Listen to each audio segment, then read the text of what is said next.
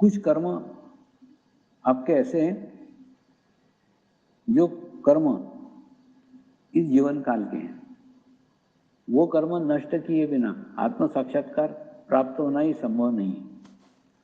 तो गुरु कृपा में वो कर्म नष्ट होते हैं, तब जाके आपको आत्म साक्षात्कार प्राप्त होता है। लेकिन कुछ कर्म ऐसे रहते हैं जो पूर्व जन्म के कर्म रहते हैं, वो नष्ट नहीं हो सकते, वो भोगना पड़ेंगे यानी उसको भोगे बिना कोई मार्ग नहीं है, भोगे बिना कोई रास्ता नहीं है। और दूसरा, अगर तुम मोक्ष के मार्ग पे चले, ध्यान मार्ग पे चले, तो ध्यान रखना ये आसान नहीं है। आसान इसलिए नहीं है कि जितने तुम्हारे बुरे कर्म है ना, वो पहले तुमको भोगना पड़ेंगे। पहले क्यों भोगना पड़ेंगे? इसलिए भोगना पड़ेंगे क्योंकि तुम उस मार्ग पे चल रहे हो, तुम उस रास्ते पे चल रहे हो जहां दूसरा जन्म ही नहीं है। अब दूसरा जन्म नहीं है तो पहले का हिसाब किताब कौन क्लियर करेगा?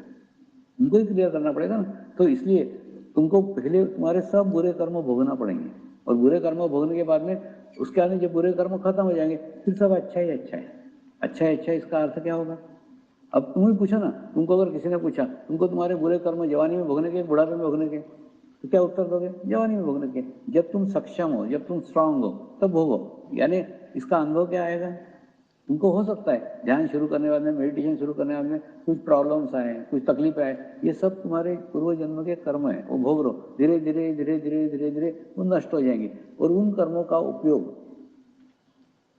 अंतर्मुखी होने के लिए करो, उन कर्मों का उपयोग अंतर्मुखी जाने के लिए करो। जितने भी खराब स्थिति आए, कितना भी खराब परिणाम आए, कितना भी खराब वातावरण रहे, उसको हम इसलिए भोग रहे हैं क्योंकि हमारे पूर्व जन्म के कर्म है, उसको हम नष्ट कर रहे हैं। उससे से भागने की कोशिश मत करो, उसको समाप्त होने दो, शांति के साथ उसको समाप्त होने दो। उस शांति का उपयोग भीतर जाने के लिए करो।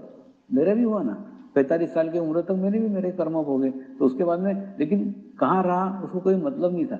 झाड़ के नीचे रहा, नदी के पास रहा, पहाड़ पे रहा, गुफा में रहा, कहीं भी रहा, लेकिन जहां भी रहा गुरु के सानिध्य में रहा, गुरु के साथ रहा। तो क्या हुआ? कर्म भोगे लेकिन कर्म का एहसास नहीं हुआ। जैसे क्या बोलते हैं ना, उसकी चुभन नहीं मालूम पड़ी, हो गए। तो वैसे आपको भी उसका उपयोग तुम गुरु सानिध्य का प्राप्त करने के लिए करो, अपना अस्तित्व को छोटा करो। जैसे मैं बताता हूँ कि नहीं, एक पानी के ग्लास में 1 चम्मच काली शाही डाल दी जाए तो पूरा ग्लास का पानी काला हो जाता है। लेकिन वही 1 चम्मच काली शाही गंगा नदी में डाल दो तो कहाँ चले गए? वहां जाके गोरी थोड़ी हो जाएगी वहां, लेकिन उसका अस्तित्व नगण्य हो जाएगा। उसी प्रकार से जब आप सामूहिकता के साथ जुड़ते हो, कलेक्टिविटी के साथ जुड़ते हो, तो आपका खुद का अस्तित्व छोटा हो जाता है। ये अस्तित्व छोटा हो जाता है तो क्या, तुम्हारे कर्म जो भोगने के, वो भोगने की चुभन तुमको मालूम नहीं पड़ेगी, कब खत्म हो गए पता भी नहीं चलेगा। तुमको ही तुम्हारा नहीं मालूम पड़ेगा कब भोग ले। तो तुम्हारा क्या बोलते हैं ना, जवानी भली तकलीफ वाली जाओ, परेशानी वाला, बुढ़ापा एकदम मस्त जाने वाला है। क्योंकि क्या, सब कर्म खत्म हो गए ना, फिर क्या आनंद ही आनंद है। तो इसलिए सब कर्मों का भी उपयोग अंतर्मुखी होने के लिए करो। जैसे खराब परिस्थिति है, अंतर्मुखी हो, अंतर्मुखी हो, अंतर्मुखी हो, अंतर्मुखी हो। तो जितना अंतर्मुखी है उसका सदुपयोग करो ना। तो जितना सदुपयोग करोगे उतना ही तुमको दोनों तरह से फायदा है। कर्म